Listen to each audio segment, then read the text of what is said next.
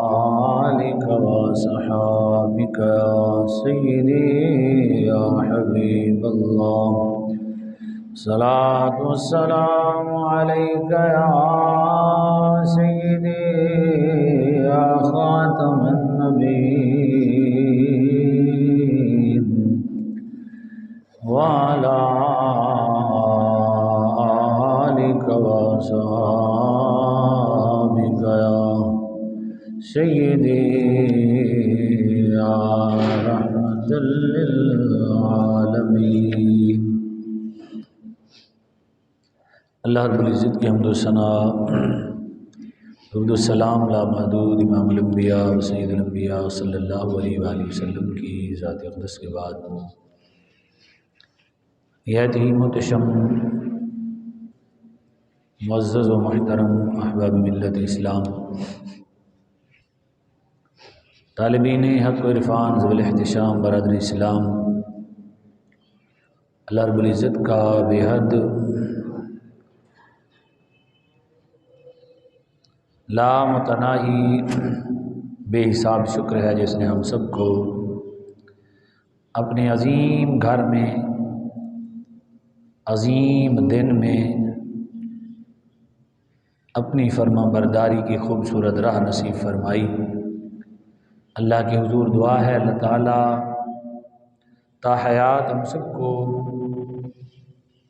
اپنی فرما بردار زندگی نصیب فرمائے اور فرما برداری میں زندگی پر نور ہم سب کو ہمیشہ کے لیے دوام کے ساتھ برقرار رکھنے کی توفیق نصیب فرمائے۔ امام الانبیاء سید الانبیاء صلی اللہ علیہ وآلہ وسلم ایک صحابی ہیں جن کا نام ہے حضرت سلمہ بن اکوع۔ انہوں نے اپنے بیٹے کو جو بات بتائی، ان کے بیٹے نے وہ آگے امت تک پہنچا دی۔ اس کو حضرت امام مسلم نے نقل کیا ہے۔ ایک غزوہ ہوا ہے جس کا نام غزوہ ذی قرد ہے۔ اس غزوے کے حوالے سے امام الانبیاء سید الانبیاء صلی اللہ علیہ وآلہ وسلم کہ صحابی وہ ساری بات اپنی نقل کرتے ہیں، اپنے بیٹے کو بیٹھ کر باتیں سنائیں۔ اس حدیث سے ہمیں جو سبق ملے گا وہ یہ ہے کہ اپنی اولاد کی تربیت کس طرح کرنی ہے، ان کو کس طرح تعلیم دینی ہے، ان کو کس طرح سکھلانا ہے۔ امام الانبیاء سید الانبیاء صلی اللہ علیہ وآلہ وسلم کے صحابی حضرت سلمہ بن اکوع، ان کے بیٹے حضرت ایاس، وہ یہ بات روایت کر کے بتاتے ہیں کہ میرے باپ نے مجھے یہ باتیں سنائی ہیں۔ یعنی ظاہر ہے صحابہ کرام اپنی اولاد کو کیا سکھاتے تھے، ان کا کیا تربیت کا انداز تھا، ان کی تعلیمی جو ذوق ان کا تھا اس کا نصاب کیا تھا۔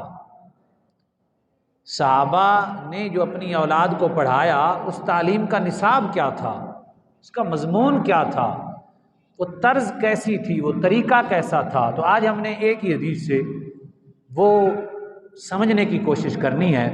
خود بیٹے سلمہ بن اکوع کے کہتے ہیں میرے باپ مجھے فرمایا بیٹا ہم امام الانبیاء صلی اللہ علیہ وسلم کے ساتھ گئے۔ بات یہاں سے شروع کر دی۔ بیٹے کو بٹھایا ہوگا گھر میں، بٹھا کر توجہ کر بیٹا، وہ ساری باتیں تو حدیث میں نہیں آتی، تجھے میں جو چیز دے رہا ہوں اسے امانت سمجھ کے اپنے پاس رکھ اور اسے سمجھ۔ امام الانبیاء و سید الانبیاء صلی اللہ علیہ وآلہ وسلم کریم آقا و مولا صلی اللہ علیہ وسلم نے خود جو صحابہ کی تربیت کی، انہوں نے پھر اپنی اولاد کو اسی طرح تربیت کی۔ فرمایا بیٹا ہم حدیبیہ کے مقام پہ گئے، جب وہاں ہم پہنچے تو 1400 لوگ تھے۔ یہ مسلم شریف میں حدیث ہے، ہم 1400 لوگ تھے، وہاں پانی ختم ہو گیا۔ فرمایا ایک پانی جو ہے تھا تھوڑا سا، تو وہ 50 کنویں میں 50 بکریوں کو بھی پورا نہیں آنا تھا۔ ہم 1400 لوگ، 7 سواریاں۔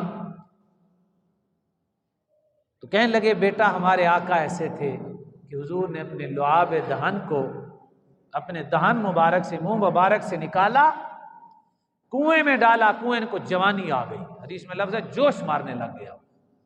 اور ہم نے جس نبی کا کلمہ پڑھا ہے وہ ہمارے نبی ایسے تھے، جوش مارنے لگ گیا، وہ پانی اوپر کو آ گیا۔ فرمایا پھر ہم سب نے پیا، ہماری سواریوں نے پیا، میٹھا میٹھا تر و تازہ پانی۔ فرمایا بیٹا پھر یہ ہوا کہ حضور نے بیعت لینا شروع کر دی، بیٹے کو پوری بات بیعت لینا شروع کر دی۔ تو میں سب سے پہلے جا کے حضور کے ہاتھ پہ بیعت کر لی۔ حدیبیہ میں بیعت ہوئی نا، حضرت عثمان سیدنا عثمان غنی رضی اللہ تعالیٰ تشریف لے گئے، تو یہ مشہور ہوا کہ آپ کو شہید کر دیا گیا۔ کہتے ہیں میں نے بیعت کی تو میں کھڑا ہو گیا، جب آدھے لوگ ہو گئے بیعت تو نبی کریم صلی اللہ علیہ وسلم میں ساتھ کھڑا ہوا تھا، حضور درخت کے نیچے بیٹھے ہوئے تھے۔ مجھے حضور نے فرمایا سلمہ تم نے بیعت نہیں کرنی؟ کہتے میں نے عرض کی یا رسول اللہ میں نے بیعت کر لی ہے۔ حضور نے فرمایا پھر کرو۔ کہتے میں پھر گیا، حضور کے ہاتھ پہ بیعت کی۔ اپنے بیٹے کو کیا اعزاز بتا رہے ہیں، کیا سمجھا رہے ہیں؟ یہ نہیں سمجھا بیٹا پھر میں نے فلاں چیز کمائی، فلاں چیز ایسے کی، فلاں چیز۔ فرمایا بیٹا پھر میں نے دوسری مرتبہ حضور کے ہاتھ میں ہاتھ دیا، پھر میں نے بیعت کی۔ امام الانبیاء نے مجھے ڈھال عطا کی، فرمایا یہ لو، ساتھ حضور کی ڈھال پڑی ہوئی تھی، حضور نے فرمایا یہ لو ڈھال، تیرے پاس مسئلہ نہیں ہے؟ تو فرمایا میں خود غریب تھا، اہل و عیال کو چھوڑ کرنا میں حضور کے پاس گیا تھا، طلحہ بن عبید اللہ کے پاس رہا کرتا تھا، ان کے گھوڑوں کی حفاظت کرتا، ان کے کھانے وغیرہ پکاتا، اور میں ان کے ساتھ رہتا تھا۔ یہ حضرت سلمہ بن اکوع اپنے بیٹے کو بتایا، دین کی خاطر اہل و عیال کو چھوڑ دیا۔ مجھے حضور نے ڈھال دی، جب سارے لوگوں نے بیعت کر لی، کہنے لگے پھر نبی علیہ السلام نے فرمایا سلمہ بیعت نہیں کرنی؟ میں نے عرض کی حضور میں نے 2 مرتبہ کیا۔ حضور نے فرمایا پھر دوبارہ کرو، تیسری مرتبہ کرو۔ کہتے بیٹا پھر میں گیا، حضور کے ہاتھ میں ہاتھ دیا۔ کتنے خوش نصیب ہیں وہ صحابی۔ اور حضور دینا کیا چاہتے تھے وہ حدیث کے اگلے حصے میں آئے گا، آپ حیران ہو جائیں گے۔ وہ ہاتھ میں ہاتھ دیا، تیسری مرتبہ بیعت کی۔ جب بیعت کی تو حضور نے فرمایا تمہاری ڈھال کہاں ہے؟ ڈھال کہاں ہے تمہاری؟ آج کی یا رسول اللہ میرے چچا عامر کے پاس کچھ نہیں تھا، میں نے ڈھال اسے دے دی ہے۔ اثار دیکھیں، بڑے کا احترام دیکھیں، چچا کے ساتھ وفاداری دیکھیں، آپس کی محبت دیکھیں۔ جنگ کی صورت ورنہ ضرورت تھی، کسی ٹائم بھی کچھ ہو سکتا ہے، لیکن چچا کو دیکھا انہیں ضرورت ہے کہ میری خیر ہے چاچو جی تسی لے لو۔ حضور نے فرمایا تم تو پھر اس پہلے شخص کی طرح ہو جس نے دعا مانگی کہ یا اللہ مجھے ایسا دوست عطا فرما کہ جو مجھے اپنی جان سے بھی زیادہ عزیز ہو۔ فرمایا تم تو اس کی طرح ہو۔ فرمایا جب میں نے یہ بتائی نا ڈھال میں نے چچا کو دیا، حضور اتنے مسکرائے کہ حضور کے دندان شریف نظر آنے لگ گئے، اس قدر حضور مسکرائے۔ فرمایا تم تو وہ شخص ہو جو پہلا شخص جس نے دعا کی یا اللہ مجھے دوست دے اور ایسا ہو جو مجھے جان سے بھی زیادہ پیارا ہو۔ بیٹا پھر میں نے تیسری مرتبہ بیعت کی۔